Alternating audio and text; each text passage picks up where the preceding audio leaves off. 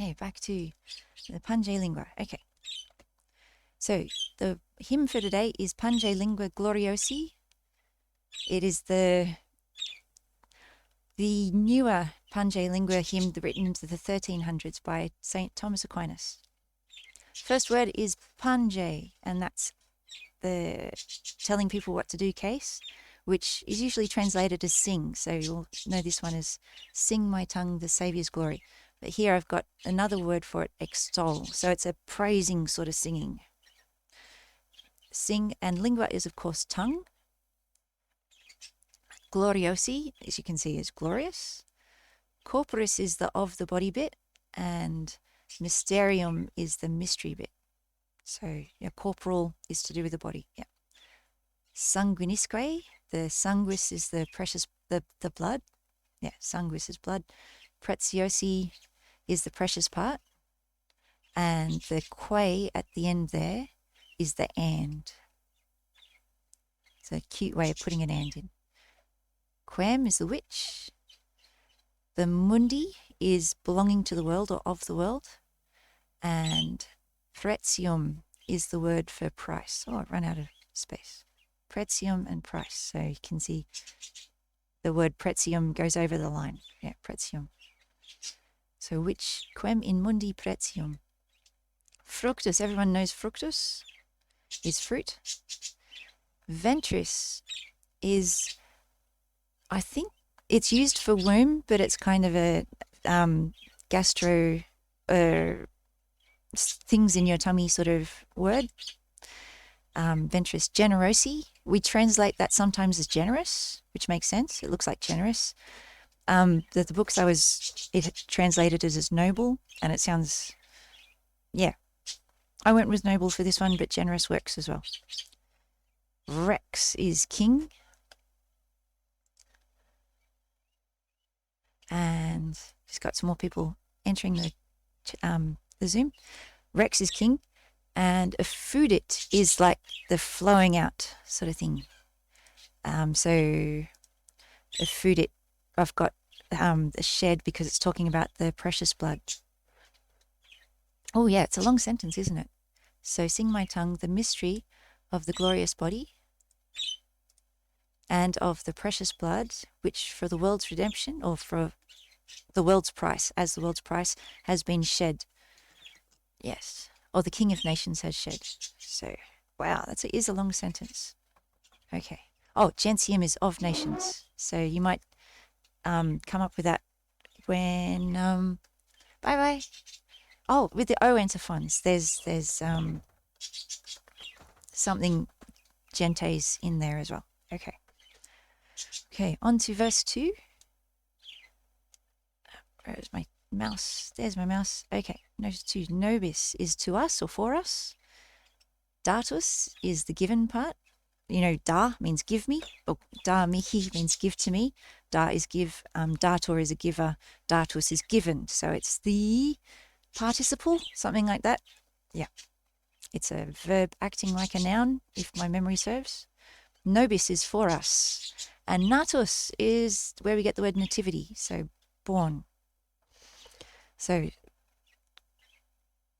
nobis datus is this, what we're talking about has been given to us, and nobis natus has been born for us. So you can guess who we're talking about.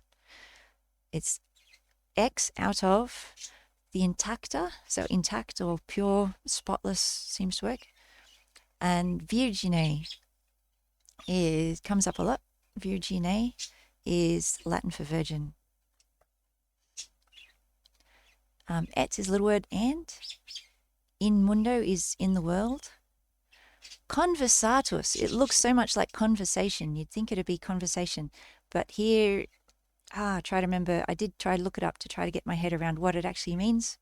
But it came out as being dwelling or being with someone. So conversatus, that kind of makes sense. If you're versing someone, you're facing them. Con is with, so with facing them maybe. Anyway, here dwelling, so being with us. What he's doing while he's dwelling with us is scattering, sparso. So, dispersing something. And what he's dispersing is the semine, so the seed, And the verbi, you remember et verbo caro factum est is the word. So the words of the word, I think. Yeah. So I think it's singular genitive. Okay. So sui is his. It's one of those little pronouns. Or this was another. Okay, miro. Or let's look at miro because that's the mirantes, the miraculous sort of idea. So I've translated it here as wowly, and that's really bad. But I think in the quiz it's miraculously. If we have a look, wondrously, wondrously. So it should be wondrously there, but it didn't fit in the space. So if you can cope with unorthodox words, then wowly works as well. So moras incolatus. I can't remember. Okay, so here I've done it. Moras incolatus, his time of sojourn. So I think it was to do with a visit. So yeah, one of those things. Didn't have a very direct translation, and the two books I had very different translations. So anyway, clausit is nice and easy. Closed. Claudere, closed, yeah. And ordine, in its order.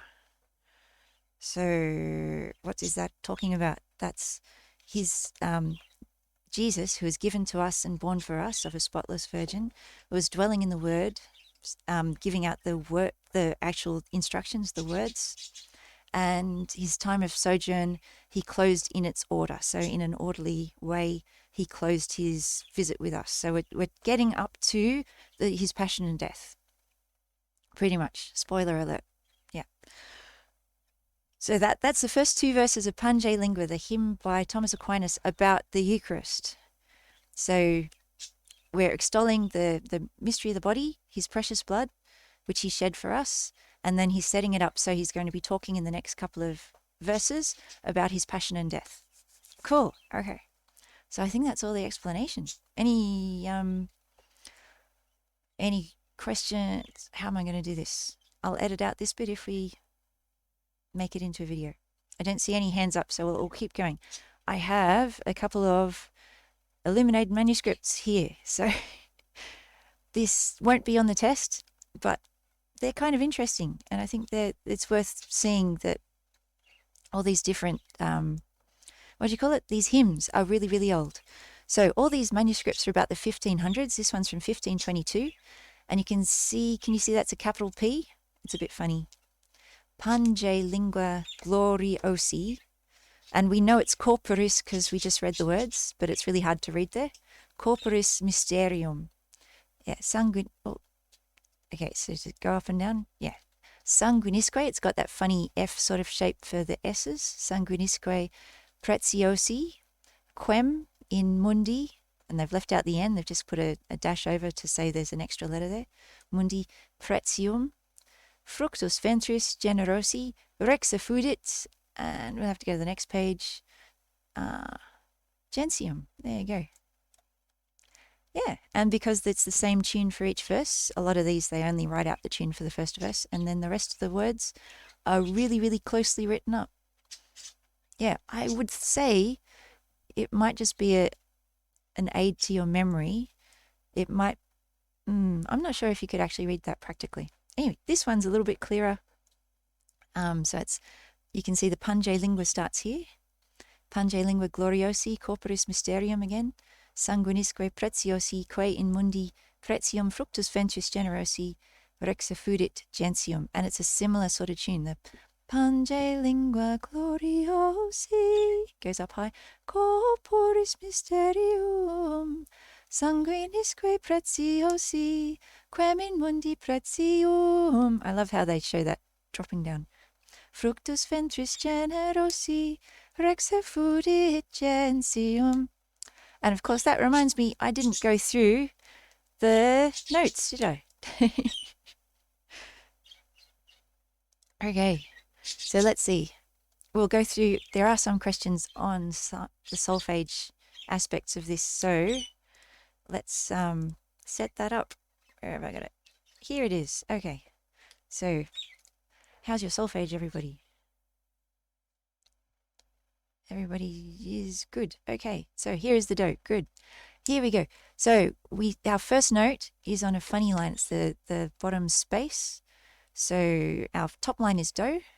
So do, la, fa are the lines. So just below fa, it starts on a mi. So our first note is mi.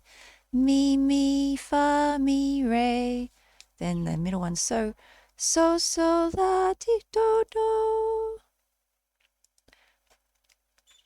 So the top note's do. Yep.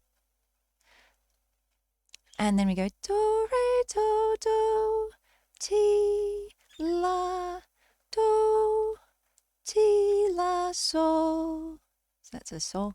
Sol, la, do, ti, la, sol, la, sol. Yeah, la, sol, like a lasso. So if you can remember that. La, whoops, not fa. La, ti, so, mi. La, whoops, why am I writing F instead of L? La, re. Big jump there. Mi, so, mi, sol, la, sol. La, ti, sol, la, sol, fa, mi, re, mi. So it's funny finishing on mi. Anyone remember what mode this is? I can't remember what mode this is. And it's not in the test, so we can find out next week, huh? Okay, cool. So we'll just sing through the second verse. Nobis datus, nobis natus, ex intacta virgine. And we're up to here. Et in mundo conversatus, spaso verbi semine, sui moras incolatus, miro clausit ordine. Okay. So that gives you all the other stuff. Yeah. How are we going for time? It's very much getting close to time. There's just one more. Oh, one more. This is a Polish medieval manuscript of the Pange Lingua. So you can see Pange Lingua gloriosi. It's very, very corporis. They're just CPS for corporis, and mysterium. That's the mister, and then rium on the next line. And it still has those diamond notes, just like we have today. Sanguinisque. Wow, that's really short too. Oh, I see that's an A. Sanguinisque preziosi. So preziosi is P-T-O-I with a couple of wiggly bits to show there's some missing letters. Quem is just Q.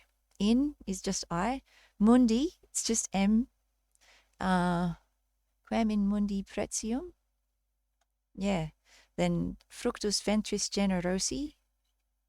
Rex effudet gentium. So, yes, so they must have had to learn it, memorize it. And looking at other manuscripts, I've just been through this database of different manuscripts, and it has all the Pange Linguas, and then on the side it has which ones have images. So because there's a Pange Lingua for Lent as well, so these ones, oh wow, Pentecostes. Anyway, a lot of these, they say they mention the Pange Lingua, but when you actually click on the image, then they only have the words Pange Lingua, saying sing Pange Lingua here. So it must have been something that people had memorized, because it gets used a lot. Okay, so who's ready for a quiz? Everybody ready? Okay, so we'll stop the recording. Stop recording. Okay, bye-bye recording people. Link should be in the description. Have a good quiz. Okay.